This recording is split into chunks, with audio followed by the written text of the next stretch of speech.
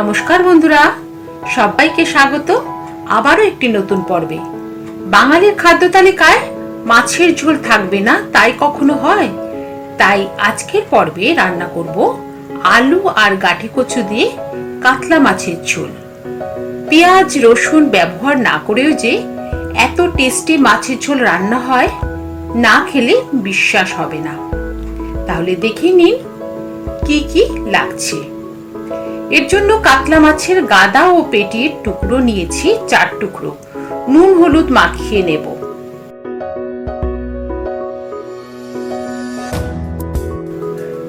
নুন হলুদ মাখানো হয়ে গেছে। লাগবে একটা আলু ও 3টে গাঠি কচু। লম্বা লম্বা টুকরো করে নিলাম আলু ও গাঠি কচু একই রকম ভাবে। 1 টিস্পুন জিরে গুঁড়ো, হাফ টিস্পুন হলুদ গুঁড়ো, পরিমাণ মতো নুন লাগবে, হাফ টিস্পুন লঙ্কার গুঁড়ো, একটা বড় টমেটো পেস্ট করা আছে, 1 টিস্পুন আদা বাটা, কালো জিরে সামান্য, সর্ষের তেল পরিমাণ মতো লাগবে, কাঁচা লঙ্কা 3টি। চলুন রান্নাটা শুরু করি। মাছ ভাজার জন্য সর্ষের তেল গরম করে মাছগুলো ভেজে নেব। মাছগুলো কিন্তু লাল লাল করে ভাজতে হবে।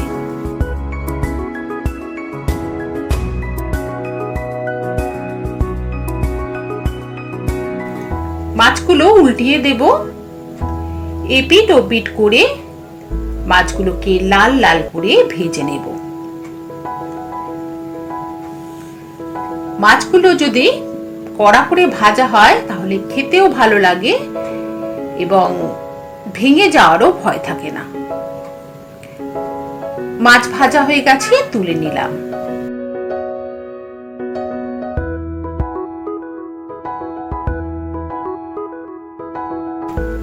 এই তেলের মধ্যে হাফ টিস্পুন মতো কালো জিরে ফোড়নে দিয়ে দিলাম।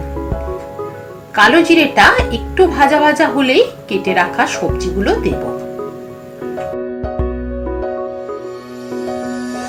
অনেক সময় গাঠি কচু সিদ্ধ হতে চায় না, তখন আপনারা গাঠি কচুটাকে আলাদা করে সিদ্ধ করেও ঝোলে ব্যবহার করতে পারেন।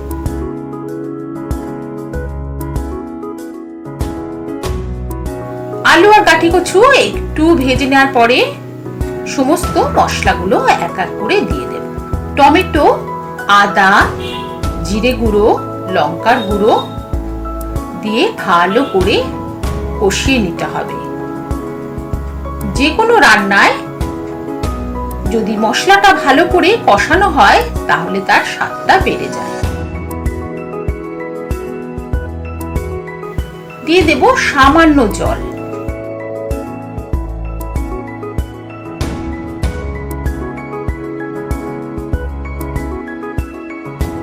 পরিমাণ মতো হলুদের গুঁড়ো দিয়ে দিলাম এবং স্বাদ মতো নুন অ্যাড করে দিলাম।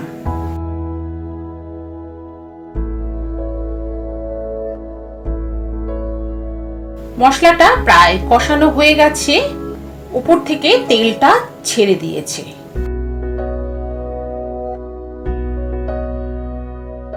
এবার জল অ্যাড করে দেব। কতটা ঝোল আপনার পছন্দ সেই বুঝে জল দেবেন।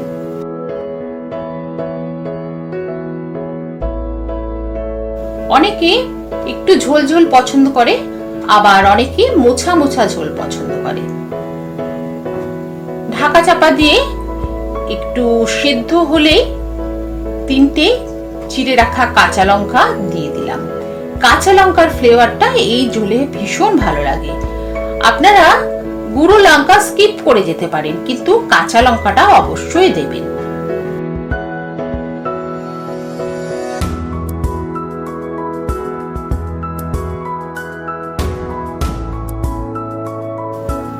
দেখে নেব ঝাল নুন ঠিকঠাক হয়েছে কিনা।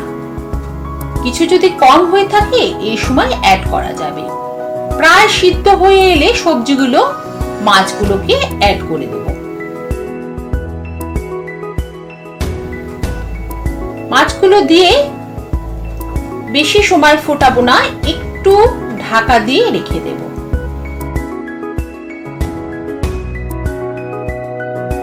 দেখে নেব আলু এবং গাঠি কচু হ্যাঁ সম্পূর্ণ সিদ্ধ হয়ে গেছে।